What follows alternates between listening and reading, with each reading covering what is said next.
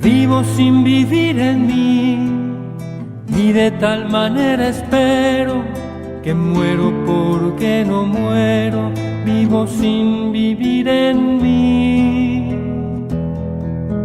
En mí yo no vivo ya y sin Dios vivir no puedo, pues sin Él y sin mí quedo. Este vivir que será, mil muertes se me hará, pues mi misma vida espero, muriendo porque no muero. Vivo sin vivir en mí. Esta vida que yo vivo es privación de vivir, y así en continuo morir, hasta que viva contigo. Oye mi Dios lo que digo. Tras esta música y esta entrevista con el padre Ramón de la Pastoral Universitaria de Valencia, entramos ahora en la sección de vida y obras de Santa Teresa con María Ángeles Álvarez. Muy buenos días, María Ángeles. Buenos días, padre. Un saludo para todos los oyentes. Y aquellos que son asiduos, seguro que se acuerdan qué fue lo último que estuvimos viendo en esta sección, que era sobre la transverberación, y en eso seguimos, María Ángeles. Sí, en un momento en la vida de la santa, estamos en el año 1560, en el que, como vamos a ver, se juntan muchas cosas muy importantes, ¿no? Y sobre todo como culmen de muchas de las experiencias místicas que ella vivió. Y una de ellas, desde luego, importantísima, es esta transverberación, que bueno, recibe el nombre también de la Merced del Dardo, que es así como se conoce dentro del Carmelo. Es curioso porque efectivamente Santa Teresa no da nombre a esta experiencia mística, la relata, pero no da el nombre. Estos nombres fueron puestos posteriormente por teólogos, carmelitas, inspiradores, todo. Sí, exactamente. Luego ya después se puso el nombre de la transverberación, ¿no? Para ella, bueno, pues es realmente algo importante lo que vivió y cómo nos lo va poco a poco diciendo, ¿no? Como nos lo cuenta en el capítulo 29 del libro de la vida. Yo creo que lo mejor es empezar leyendo lo que ella nos dice de todo esto. Sí, porque los que vienen aquí al decenario de transverberación, esto se lee en cada misa del decenario. Al final ya casi uno se lo sabe ahí de memoria, pero efectivamente uno nunca se cansa de escucharlo. Y más aquí en la voz de María Ángeles. Vamos a ir con la santa de la mano de ella en esta experiencia mística tan alta y tan preciosa, que dice así: vi a un ángel cabe mí, hacia el lado izquierdo en forma corporal.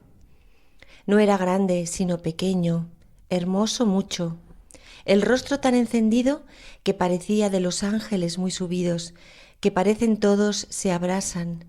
Deben de ser los querubines, que los nombres no me los dicen. Víale en las manos un dardo de oro, largo, y al fin del hierro que parecía tener un poco de fuego.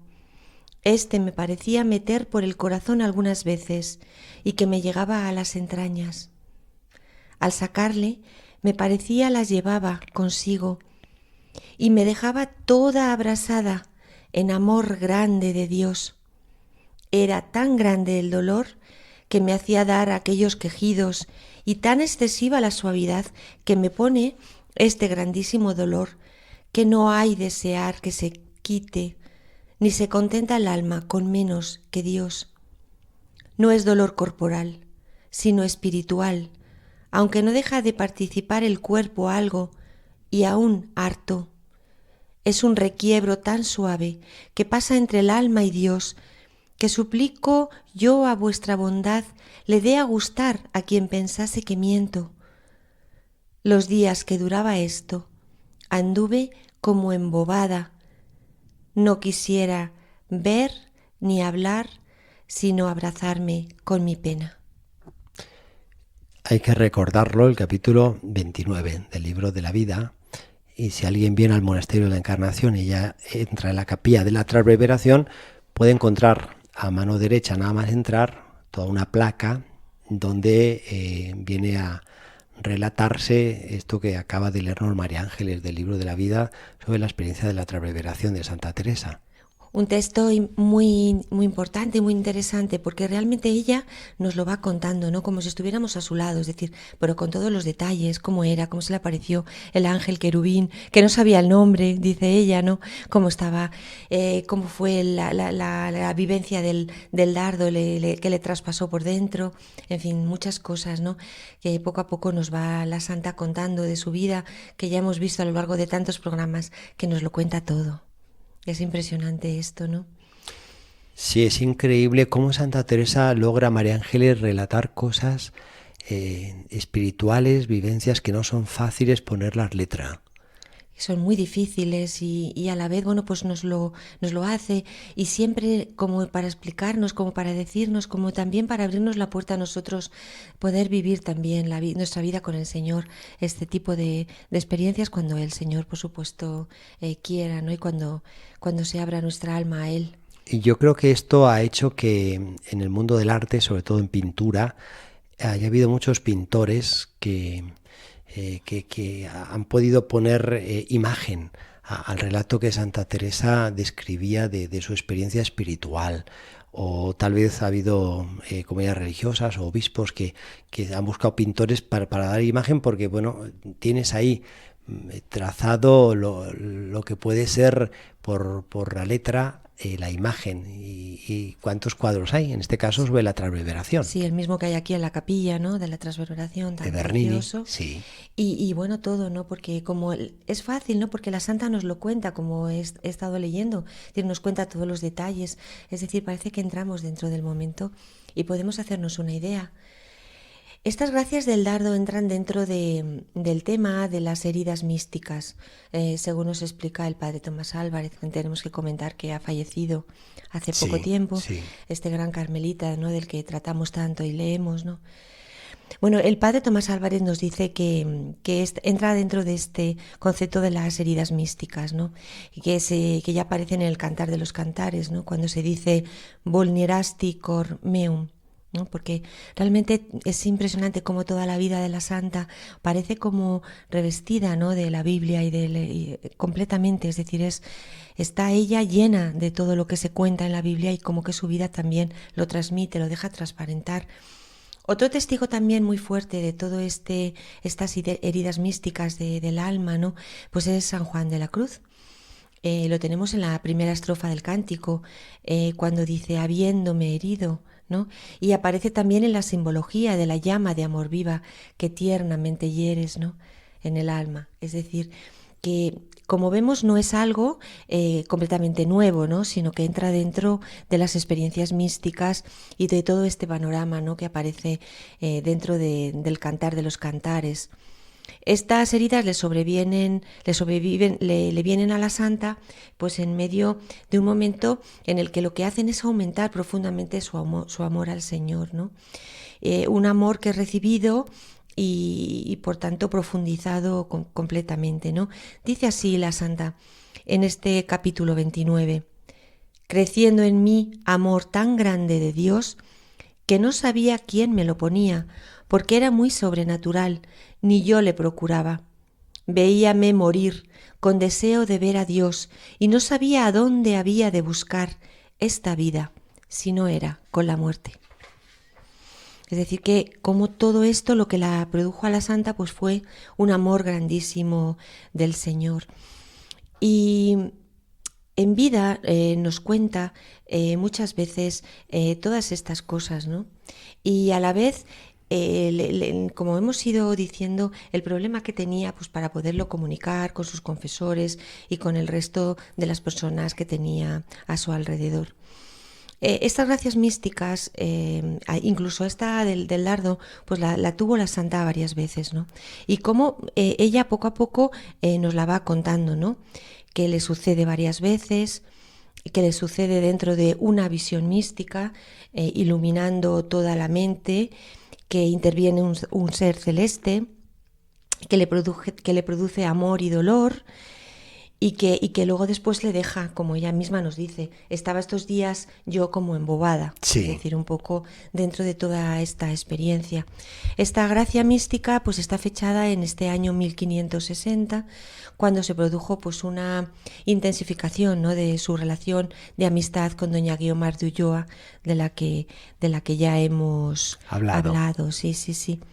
En donde también compuso uno de sus poemas más bellos, ¿no?, que voy a relatar un poco porque tiene que ver con todo este paisaje, ¿no?, con todo este momento, con toda esta experiencia del dardo, ¿no?, de la santa, conocido por todos, pero a la vez siempre maravilloso.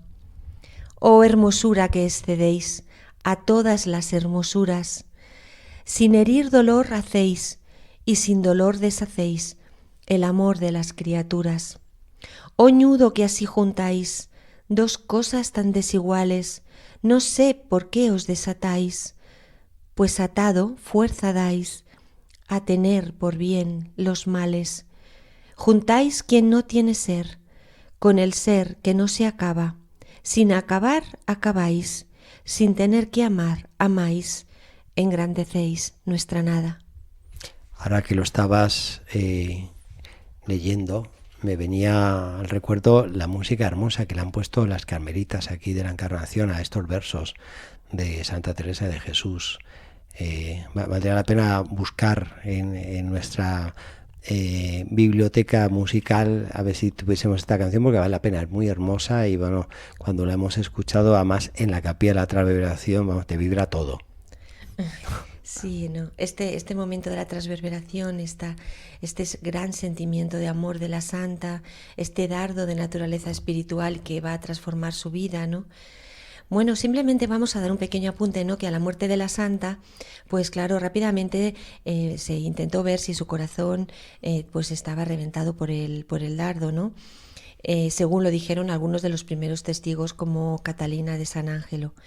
Yo he estado leyendo los testimonios y la opinión de un doctor, el doctor César Fernández, en un libro que se llama La medicina y los médicos en la vida de la Madre Teresa de Jesús. Y voy a leer un poco como si dijéramos el informe médico que hace del corazón de la santa. El parte. Dice así. Porque de hecho, perdón María Ángeles, Sí. es una de las cosas que yo escuché en Alba de Tormes, cuando uno ve el corazón, que más que ser extraído como reliquia, que a veces se piensa, fue precisamente extraído por permiso del obispo de Salamanca de la época para hacer un estudio médico. Así que bueno, pues este es el informe médico que dieron los médicos que extrajeron el corazón y hicieron el estudio del corazón de Santa Teresa. Dice así: solo puedo ver una hendidura transversal de 2 centímetros, pero pudo ser producto de la maniobra de extracción. El tórax no tuvo nunca ninguna herida exterior y esto excluye la acción del agente externo del dardo. Bueno, si realmente fue por la maniobra de extracción o por el agente del dardo, bueno, pues ahí hay, como vemos, distintas interpretaciones desde época antigua. La propia santa nos cuenta algo más de toda esta gracia en una cuenta de conciencia, la cuenta de conciencia 54, que voy a leer, porque ella nos da muchos detalles de cómo fue esta experiencia. Habla de la transverberación así: es una manera de herida que parece al alma como si una saeta le metiese en el corazón de ella misma. Así causa dolor tan grande que hace quejar y tan sabroso que nunca querría le faltase. Este dolor, añade, no es en el sentido, ni tampoco es llaga material, sino en lo interior del alma, sin que parezca dolor.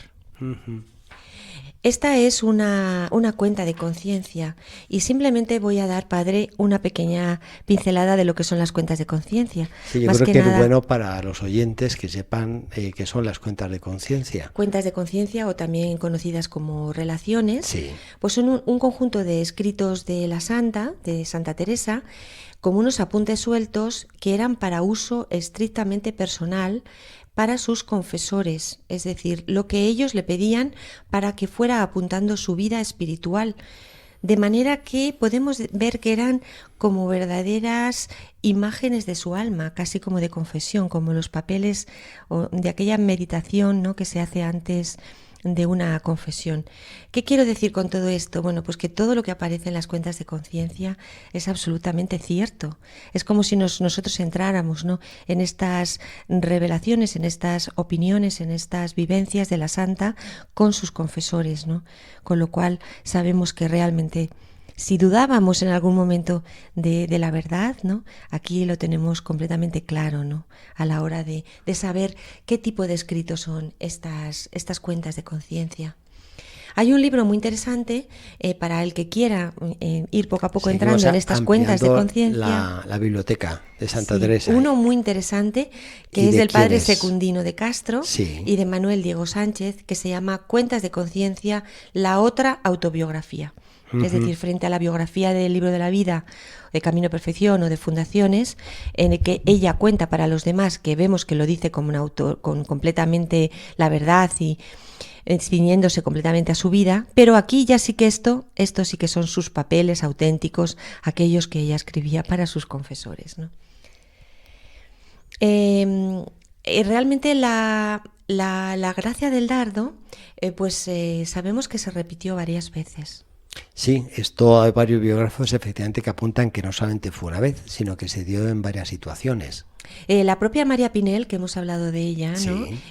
Dice que fueron muchas veces en el coro alto de aquí del Monasterio de la Encarnación. Y cuando vemos allí a lo lejos el coro, no somos conscientes, ¿no?, de que no solamente la santa tuvo una vez, sino varias veces estas gracias místicas, ¿no?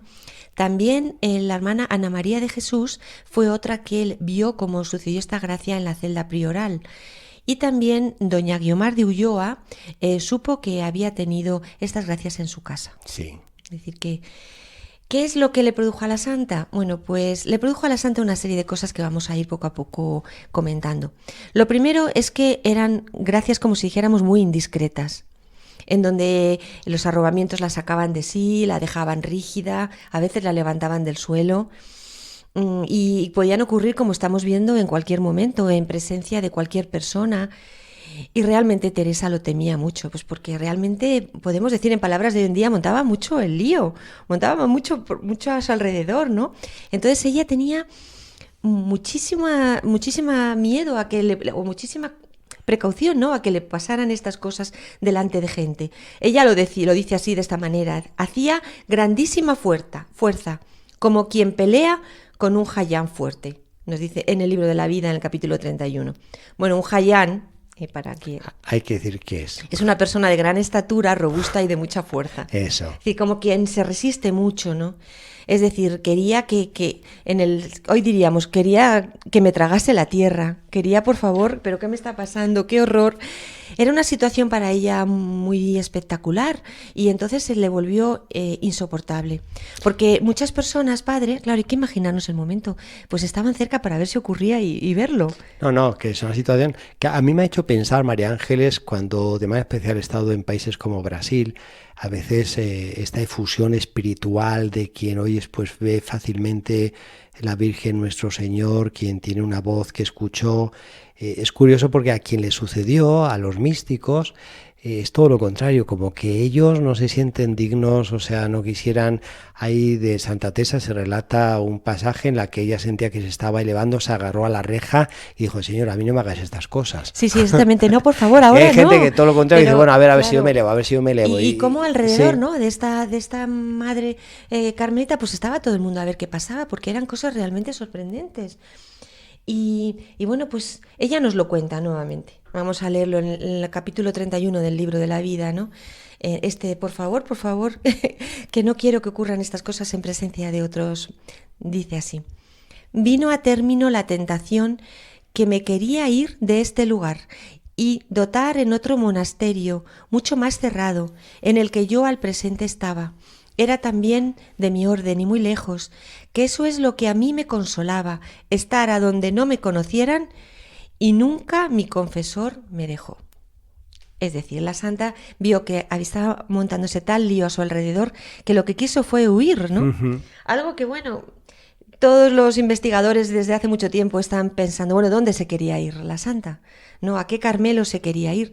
Realmente no lo saben. Hay algunos investigadores que llegan incluso a decir que se quería haber ido a Flandes o a Bretaña, es decir, pero la mayoría de los estudiosos dicen que quizá había podido pensar en irse al convento de Valencia, porque en esta época este convento de Valencia pues era un lugar único, ¿no? En el que se decía que, bueno, pues que todos los muros de la casa desprendían olores de azucenas, ¿no? ¿Y quién pudo haberle hablado a Teresa de este lugar de Valencia, ¿no?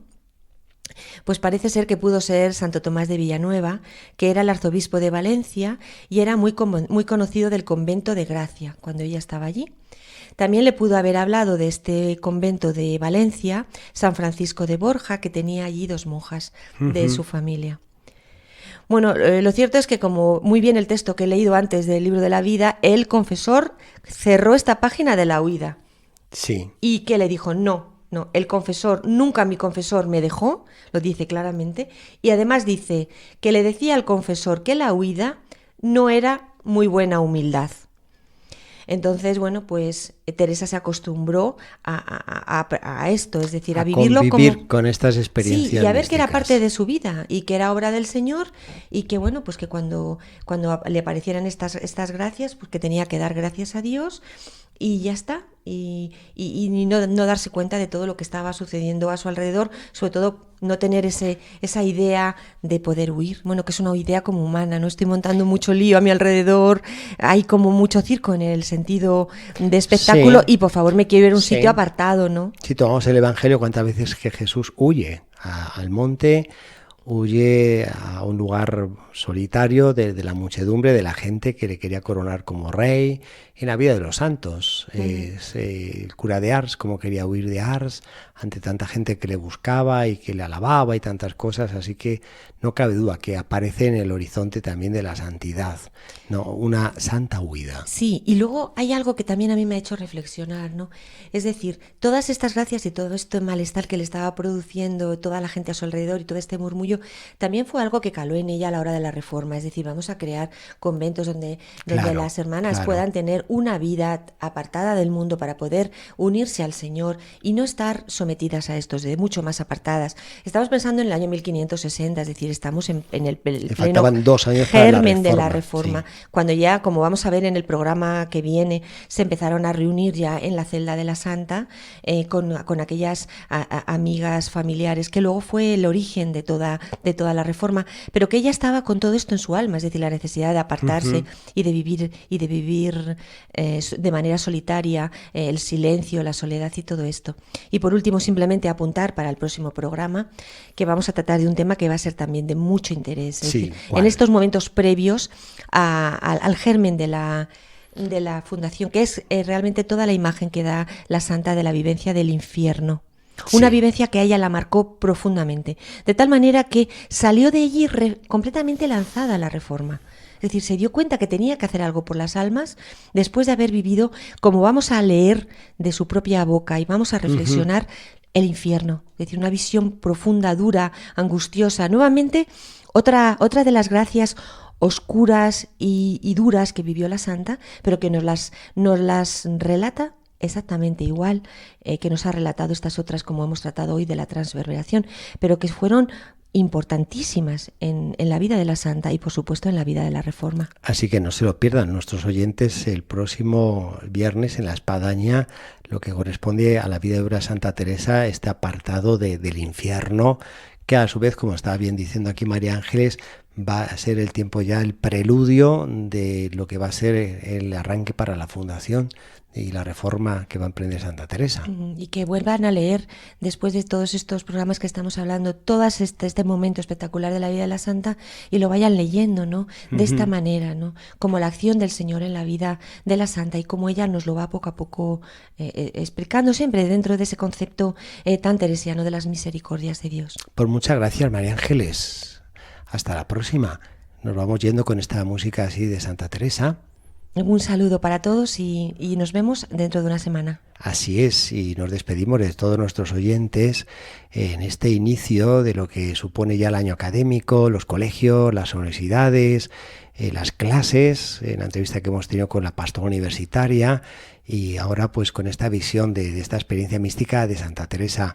Quedamos emplazados hasta el próximo viernes, Dios mediante, y ahora en breve rezamos el Ángelus. Hasta entonces.